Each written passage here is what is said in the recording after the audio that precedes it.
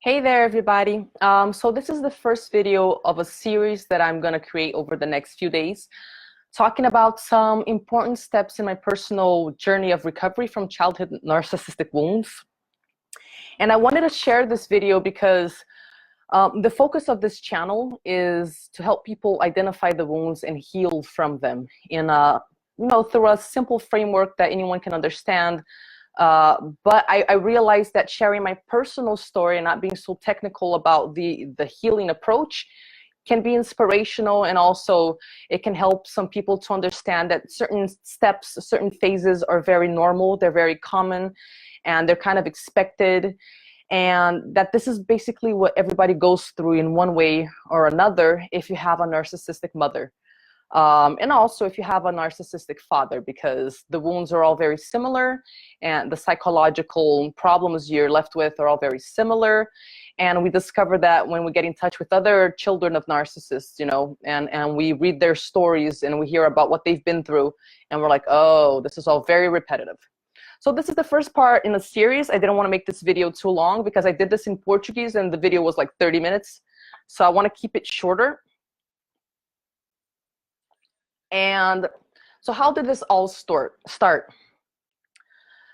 Many years ago, I was involved in a very short relationship with a man who, it was so short, but even in that tiny little piece of time that we spent together, afterwards, I felt like I was completely devastated inside, and I had never felt such internal devastation before. And I remember we were actually like physically together for only a month, and he lived in another country. And when I came back to Brazil, because I live in Brazil, I was so destroyed inside, and I couldn't understand what was going on and why I felt that way. If I were to describe it, it felt like I didn't have a personality anymore. It felt like I had no structure in my inner world, and my nervous system was like constantly, alert and just waiting for the next horrible thing to happen. And I was in this state of shock, basically. So as soon as I got back to Brazil, I followed my intuition, which said, block this guy, cut all ties with him, and that's that. And try to figure out what happened to you, because I was very confused. So I got back to Brazil and I blocked him, and I started Googling, I wanted more information on his behavior. And I would describe the sort of things that he did that I thought were abusive and wrong. And very soon I discovered, narcissistic personality disorder and also antisocial personality disorder. And as I learned about the characteristics that narcissists have, I realized that not only he had all of these characteristics, but, like bells started ringing in my head, and I was like, wait a second, I know someone else who has these characteristics. And my mom kept popping up. And in the beginning, it was really hard for me to accept. So I went through a phase of denial, okay? And even though everything I read about narcissism, was like completely compatible with what I'd seen growing up in my family home and in my mother's behavior, I didn't want to accept it because it seemed like such a big step to decide, oh, your mother has narcissistic personality disorder. And then I read about personality disorders, and they seem like these fixed states. And I didn't want to accept that because everything I read was really, really shitty. So I went through the phase that I call the making sure phase. Basically what I did was I would study the characteristics in narcissistic personality disorder.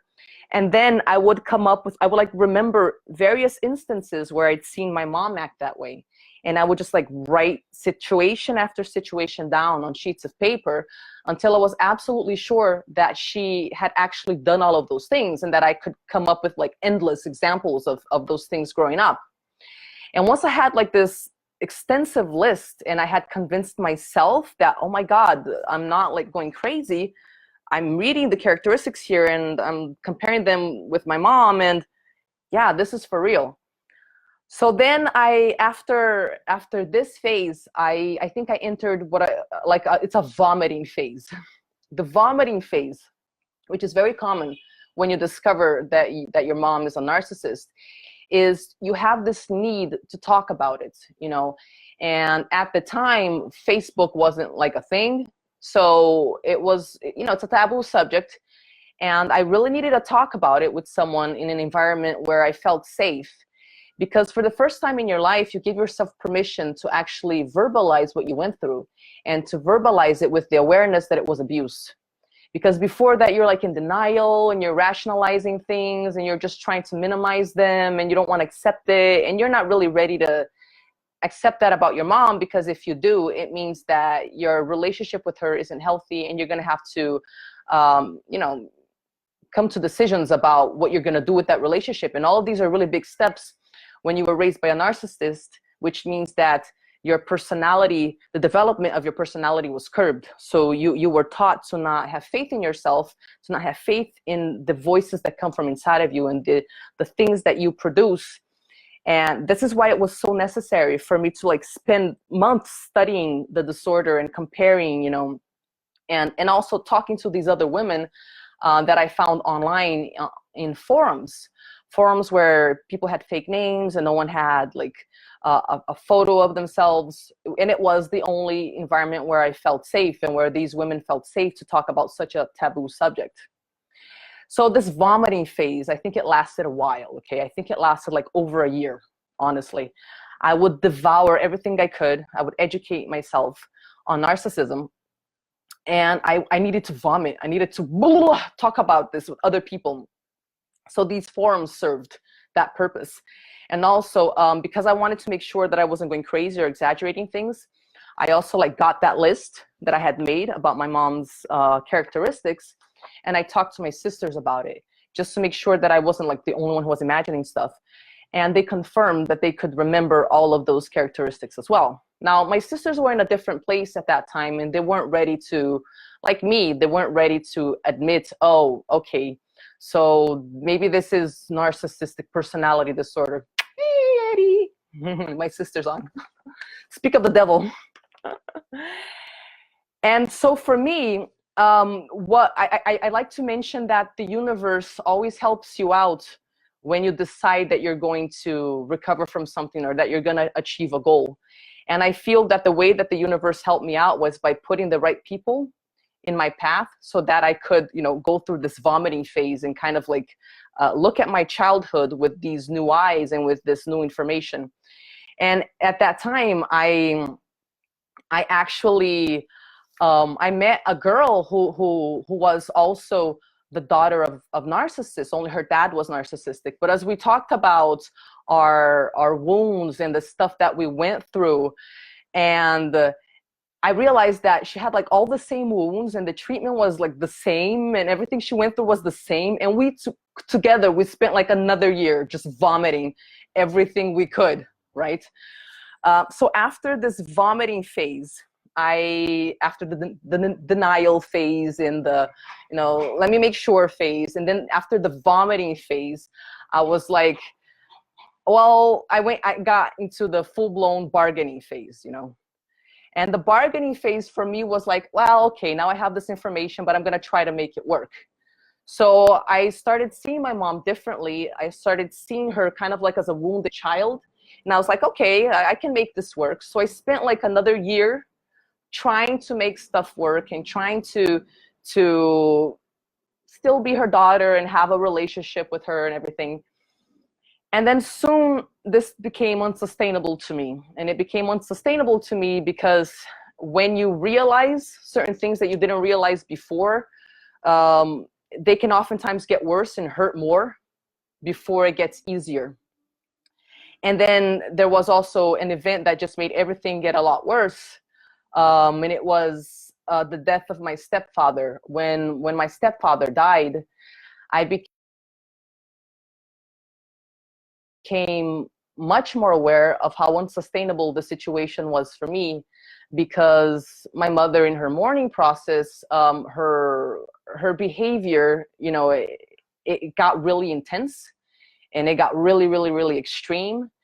And at that moment, I had lost my stepfather, and it was the guy that I considered my dad, and who made a point throughout his life to treat me like a daughter. And we had established that bond, and I needed to like heal from that, I needed to mourn him.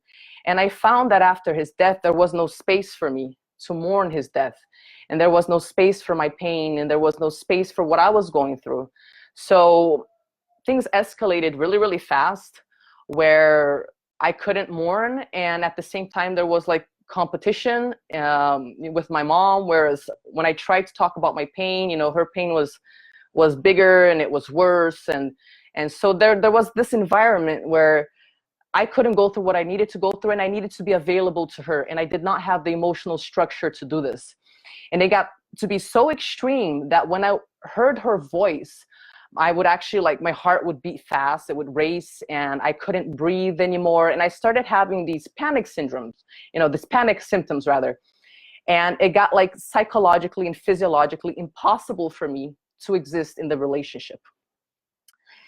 And then after this, another phase started, but I'm gonna leave that for our next video. So the point of this video right now is just to like talk about a few things that are common when you find out that your mom's a narcissist. And it's the denial, it's the bargaining, and also another important thing is I'd like for everyone to focus on how, you know, she was going through her things, and as a daughter, we always want to help her mom and save her mom. But what I'd like to focus on here, the key takeaway is it wasn't possible. And I have lots of clients who feel super guilty about, you know, going low contact or no contact. But again, the key takeaway here is it even physically, emotionally, and psychologically possible for you to exist in the relationship? Because you were given one life to manage, you know, by nature. You were born with your life, and it gets to a point where you have to protect that, because that needs to be protected. That's you. That's your responsibility right there. And maybe as a daughter or a son of a narcissist, you feel that you don't have the rights to that one life or to protect that one life. So what I want to ask you guys is, have you identified with any of these steps, any of these phases that I mentioned here? Did you reach this phase as well, where you like physically and psychologically could not exist next to your mom? Answer the questions in the comments below. I'm going to post this on my Brazilian YouTube video, but I'm also starting an English YouTube video. Channel. I'm posting this on my Brazilian channel, then I'm starting an English one. But I'm gonna, like, for the time being, I'm gonna be posting this in my Brazilian channel as well. But so answer the questions that I just asked below, and maybe tomorrow or the day after, I'm gonna get into the second part of my healing process. Thank you guys so much. And let me know if you want me to make any videos about anything specific.